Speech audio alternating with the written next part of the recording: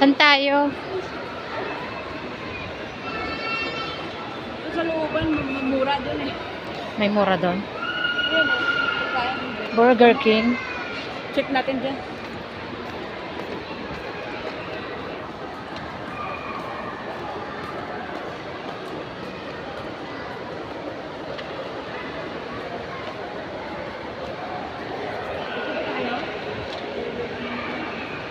O, tingnan natin yan sa Burger King.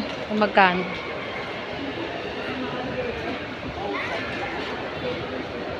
Tingnan natin.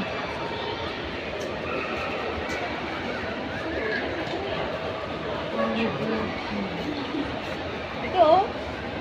Promo nila yan. Pong. 17 lang.